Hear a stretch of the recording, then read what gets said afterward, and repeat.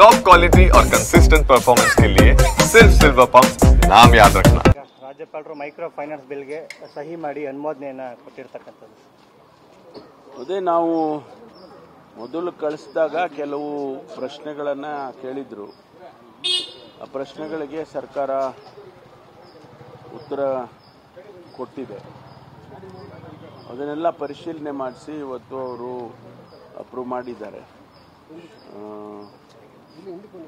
ತತ್ಕ್ಷಣ ಅದು ಜಾರಿಗೆ ಬರುತ್ತೆ. ಯಾರು ಈ ಮೈಕ್ರೋ ಫೈನಾನ್ಸ್ನಲ್ಲಿ ಜನಗಳಿಗೆ ಮೋಸ ಮಾಡ್ತಾರೆ ಮತ್ತು ಜನಗಳಿಗೆ ಒತ್ತಾಯ ಮಾಡೋದಾಗಲಿ, ಅವ್ರ ಮನೆಗೆ ಹೋಗಿ ಅವರ ವಸ್ತುಗಳನ್ನೆಲ್ಲ ತೊಗೊಂಡು ಬರೋದಾಗಲಿ ಅಥವಾ ಮನೆಗೆ ಬೀಗ ಹಾಕೋದಾಗಲಿ, ಈ ರೀತಿ ಏನು ನಡೀತಾ ಇತ್ತು.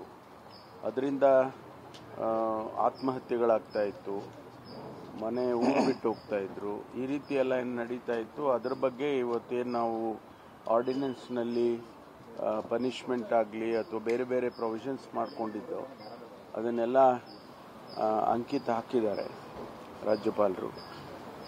ಕೆಲವು ಕಂಡೀಷನ್ಸ್ಗಳನ್ನ ಕೂಡ ಅವರು ಅದರಲ್ಲಿ ತೋರಿಸಿದ್ದಾರೆ ಅಂತೇಳಿ ನಾನು ಇನ್ನೂ ಕೂಡ ನೋಡಿಲ್ಲ ಅದನ್ನು. ಆದರೆ ಅದನ್ನೆಲ್ಲವನ್ನು ಕೂಡ ನಾವು ಗಮನದಲ್ಲಿ ಇಟ್ಕೊಂಡೇ ಈ ಕಾನೂನನ್ನು ಮಾಡೋದಕ್ಕೆ ಹೊರಟಿದ್ದೇವೆ. ಸರ್, ಹಾಗೆ ನಿನ್ನೆ ಅಶೋಕ್ ಮತ್ತು ಚಲವಾದಿ ಅವರು ಪ್ರತಿಭಟನೆ ಮಾಡಿದ್ದಾರೆ. ನಿಮ್ಮ ಸರ್ಕಾರ ಬಂದ ಮೇಲೆ ದೌರ್ಜನ್ಯ ಜಾಸ್ತಿ ಆಗಿದೆ, ಸರ್ಕಾರಿ ಅಧಿಕಾರಿಗಳು ಭಯಭೀತರಾಗಿ ಕೆಲಸ ಮಾಡ್ತಕ್ಕಂಥವ್ರು, ನಿರ್ಮಿತಿ ವಾತಾವರಣ ಇಲ್ಲ ಅಂತೇಳಿ DG ಕೂಡ ಕಂಪ್ಲೇಂಟ್ ಕೊಟ್ಟಿದ್ದಾರೆ. ಸರ್ಕಾರ ಕೊಡಲಿ, ಅದು ಸ್ಪೆಸಿಫಿಕ್ ಆಗಿ ಎಲ್ಲಿ ದೌರ್ಜನ್ಯ ಆಗಿದೆ, ಯಾವುದು ದೌರ್ಜನ್ಯ ಆಗಿದೆ ಅದನ್ನೆಲ್ಲ ಸ್ಪೆಸಿಫಿಕ್ ಆಗಿ ಹೇಳಿದರೆ, ಸುಮ್ಮನೆ ಗಾಳಿನಲ್ಲಿ ಗುಂಡೊಡೆಯೋ ಬದಲು ನಮಗೆ ಸ್ಪೆಸಿಫಿಕ್ ಆಗಿ ಹೇಳಿದ್ರೆ ಅದರ ಬಗ್ಗೆ ನಾವು ತನಿಖೆ ಮಾಡೋದಿದ್ರೆ ಮಾಡ್ತೀವಿ, ಪರಿಶೀಲನೆ ಮಾಡೋದಿದ್ರೆ ಮಾಡ್ತೀವಿ. ಅದಕ್ಕೇನು ಕ್ರಮ ತಗೋಬೇಕೋ ತಗೊಳ್ತೀವಿ.